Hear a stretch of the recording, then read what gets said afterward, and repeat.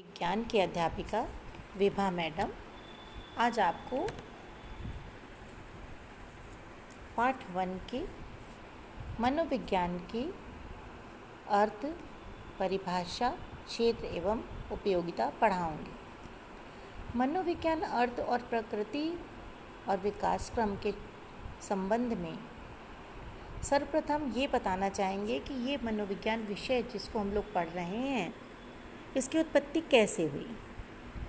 तो बच्चों, मनोविज्ञान प्रारंभिक समय में एक स्वतंत्र विषय के रूप में नहीं था। इसको हम लोग दर्शन शास्त्र में ही पढ़ते थे, इसलिए मनोविज्ञान की उत्पत्ति हम दर्शन शास्त्र से मानते हैं। प्लूटो जो एक महान दार्शनिक थे, उन्होंने अपनी पुस्तक रिपब्लिक में लिखा कि जैसे जैसे बालक की उम्र बढ़ती जाती है उसके रुचि, विचारों तथा इच्छाओं में अंतर आता जाता है। कोई ज़रूरी नहीं कि बचपन में जो पसंद था उस बच्चे को वो आगे की उम्रों में भी उनको पसंद हो, बड़े होने पर या वृद्ध होने पर भी वो पसंद हो। अरस्तु जो प्लेटो के शिष्य थे, उनकी इस विचारधारा से बहुत प्रभावित हुए और उस पर गहन अध्ययन किया और मनुष्य का दर्शन शास्त्र में अलग से अध्ययन किया। इन्होंने अपनी पुस्तक डी एनिमा लिखी तथा मनोविज्ञान को अंतःकरण का अध्ययन कहा कि मनोविज्ञान एक ऐसा विज्ञान है जिसमें अंतःकरण का अध्ययन किया जाता है। इसके पहले मनोविज्ञान को एक अलग विषय के रूप में नहीं पढ़ा जाता था। तो पहली बार कैलर महोदय ने कहा कि मनोविज्ञान की जननी तो दर्शन शास्त्र है और मनोविज्ञान के जनक हैं अरस्तु। अगर मनोविज्ञान शब्द की बात करें तो इसका शाब्दिक अर्थ है साइके धन लोगस। आपको सामने दिख रहा है बच्चों, अंग्रेजी में PSYCHAE प्लस LOGOS। साइके का मतलब होता है आत्मा, लोगस का मतलब यहाँ पर अध्ययन बताया गया। अर्थात साइके जो है वो ग्रीक शब्द है और लोगस लैटिन शब्द है, यानी कि दोनों का निर्माण ग्रीक और लैटिन शब्दों से हुआ है, जिसको जोड़ करके साइकोलॉजी अर्थात मनोविज्ञान विषय कहा गया है। अर्थात मनोविज्ञान आत्मा का विज्ञान है। प्रारंभ में इसको आत्मा का विज्ञान कहा गया, किंतु छठवीं शताब्दी में अरस्तु ने मनोविज्ञान को आत्मा का विज्ञान कहा, जबकि आत्मा ब्रह्म तत्व है, परम तत्व। ये मनुष्य को समझने के लिए अपर्याप्त थे, क्योंकि ये अमूर्त रूप है जो हमको दिखाई नहीं देता, न देखे जा सकते हैं, न इस पर प्रयोग किया जा सकता है, न इसे छुआ जा सकता है। इसलिए 16वीं शताब्दी के अंत में यह विचार लोगों का द्वारा जो कि आत्मा जो है, आत्मा का अध्ययन ही मनोविज्ञान है, इसको सबने नकार दिया, अस्वीकृत कर दिया। और फिर बाद में एक नई विचारधारा उत्पन्न हुई मनोविज्ञान के क्षेत्र में, जिसको कहा गया मनोविज्ञान मन का विज्ञान है। 17वीं शताब्दी में कहा गया कि मनोविज्ञान मन का विज्ञान है। यह विचारधारा इटली के पोम्पोजी तथा उनके समर्थक लॉकरी चेरी, थॉमस रीड, बर्कली आदि थे, जिन्होंने इस विचारधारा का समर्थन किया। इन्होंने कहा कि मनुष्य कोई भी कार्य जो है वो मन से करता है, मस्तिष्क से करता है, अर्थात उसका मन और मस्तिष्क उसके कार्यों को तय करते हैं।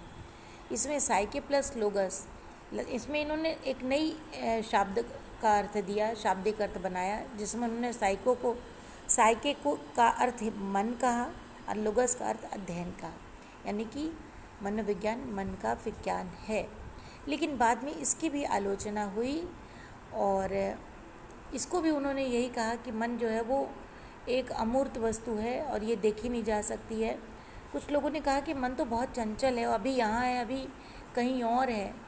तो 17वीं शताब्दी के अंत तक यह विचारधारा भी लोगों के दिमागों से उतर गई और फिर इस पर भी कार्य नहीं हुआ और बाद में एक नई विचारधारा का जन्म हुआ, जिसमें कहा गया कि मनोविज्ञान चेतना का विज्ञान है। 19वीं सदी में विलियम वुंट महोदय ने ये विलियम वुंट थे, ये जर्मन मनोवैज्ञानिक थे। इन्होंने कहा कि मनोविज्ञान चेतना का विज्ञान है। इनके समर्थक अमेरिका के विलियम जेम्स तथा जेम्स सल्ली वाइस थे। इन्होंने कहा कि चेतना मन का बहुत बड़ा भाग है तथा कोई भी कार्य हम करते हैं तो चेतन अवस्था में ही करते हैं, उसमें चेतना का बहुत बड़ा रोल होता है। जो व्यक्ति चेतन अवस्था में नहीं रहता है वो व्यक्ति नॉर्मल और सामान्य व्यक्ति नहीं होता है। इसलिए ना तो हम मन का अध्ययन करते हैं, ना आत्मा का अध्ययन करते हैं, बल्कि हम चेतना का अध्ययन करते हैं। तो विलियम वुंड ने 1879 में जर्मनी के लिप्जिंग में अपने प्रयोग के द्वारा, आपको बता दो बच्चों एक और बात कि जो ये विलियम वुंड महोदय थे, इन्होंने लिप्जिंग में मनोविज्ञान की प्रथम प्रयोगशाला स्थापित की थी 1879 में, और तब से मनोविज्ञान का स्टैंडर्ड बढ़ गया, क्योंकि जब कोई भी काम हम प्रयोगात्मक रूप से कहते हैं तो वो विज्ञान की श्रेणी में आ जाता है। तब ये विलियम वुंट ने यह जो परिभाषा दी कि स्वतंत्र रूप से मनोविज्ञान जो है चेतना का विज्ञान है, उस समय यह जो मनोविज्ञान था वो स्वतंत्र रूप से विज्ञान की श्रेणी में आ गया।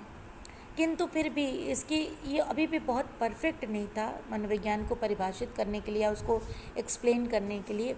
इसलिए इसकी भी आलोचना आगे चलकर हुई कि किसी भी प्रकार की जानकारी व्यक्ति से ली जाए तो जो व्यक्ति अपनी चेतना के आधार पर जो चाहे उत्तर दे सकता है, ज़रूरी नहीं कि वह उत्तर सही दे या गलत दे। तो व्यक्ति के मस्तिष्क में बहुत सारी चीज़ें होती हैं जो उसे उत्तर निर्धारित करने को प्रेरित करती हैं। अगर जैसे उदाहरण के लिए एक गरीब आदमी से जो प्रश्न पूछेंगे और एक अमीर आदमी से धन के बारे में, दोनों से अगर धन से संबंधित कोई प्रश्न पूछेंगे तो दोनों का उत्तर अलग अलग तरह का होगा। तो ये सोच करके ये कहा गया कि जो है ये भी जो परिभाषा है कि मनोविज्ञान चेतना का विज्ञान है, परफेक्ट नहीं है। इस संबंध में सिगमंड फ्रायड ने मनोविश्लेषणवाद सिद्धांत का प्रतिपादन भी किया, जिसमें चेतना वर्तमान है, अर्धचेतन संग्रह जो दमित इच्छाओं और अचेतन मस्तिष्क में 9/10 भाग को जो है वो, तो आप देखिए मनुष्य का ये मस्तिष्क है बच्चों, ये आपको दिखाई दे रहा है, ये एक मिनट, ये आप मान लीजिए कि मनुष्य का मस्तिष्क है, इसके 3 भाग दिखाए। किसने दिखाए? ये मनोविश्लेषण वाद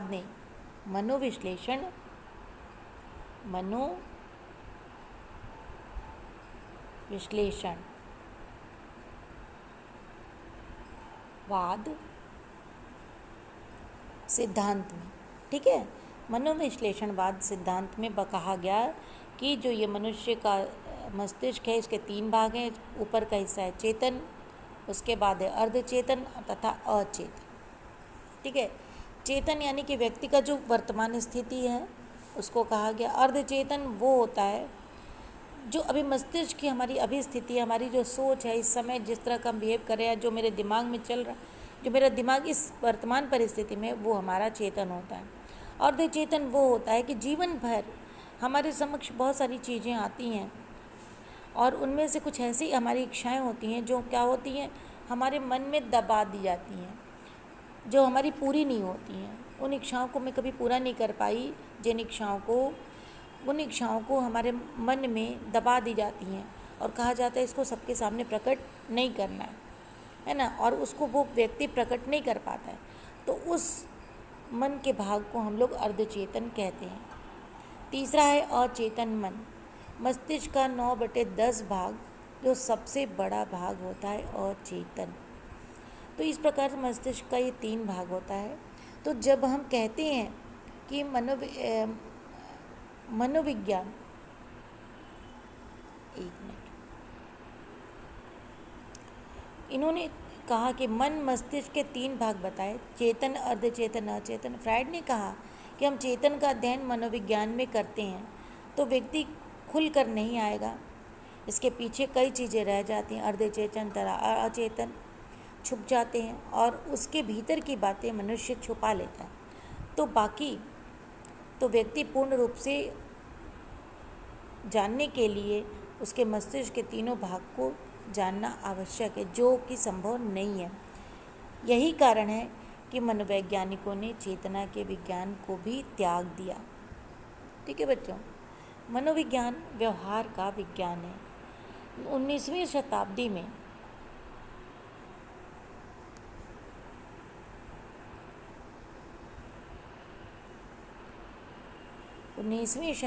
में कहाँ गया ये, हाँ, मैकडूगल महोदय ने एक पुस्तक लिखी, आउटलाइन ऑफ साइकोलॉजी, यानी कि मनोविज्ञान की रूपरेखा। इसमें इन्होंने अपनी पुस्तक में चेतना की निंदा की और मनोविज्ञान को व्यवहार का विज्ञान कहा। वैसे व्यवहार शब्द को सबसे पहले वाटसन महोदय ने प्रयोग किया था, इसलिए वाटसन को व्यवहारवाद का जनक भी कहा जाता है। विकास क्रम में मनोविज्ञान के इस विचारधारा के समर्थक थे वाटसन, स्किनर, पैवलॉव, वुडवर्थ और मैकडूगल। इन्होंने मनोविज्ञान को व्यवहार का विज्ञान इसलिए कहा क्योंकि व्यक्ति का प्रकटीकरण रूप उसका व्यवहार ही है। हम किसी भी व्यक्ति को देखकर उसको नहीं समझ पाते हैं। जब तक हम उसके व्यवहार को नहीं समझते हैं तब तक उसकी सारी बातों को हम नहीं समझ पाते। हम उसके साथ उस तरह से व्यवहार नहीं कर पाते हैं जैसे कि सही व्यवहार हो। जैसे मान लीजिए कि हम अपने माता पिता, भाई बहन, दादी दादा, चाचा चाची, इन सब के साथ रहते हैं तो इनके व्यवहार के हर पहलू को हम समझते हैं, तो हमें पता है कि किसके साथ हमको कैसे मिलना है, बोलना है, व्यवहार करना है। किंतु कोई अनजान व्यक्ति हो और केवल उसकी शक्ल सूरत देख करके हम उसके व्यवहार को नहीं जान पाते।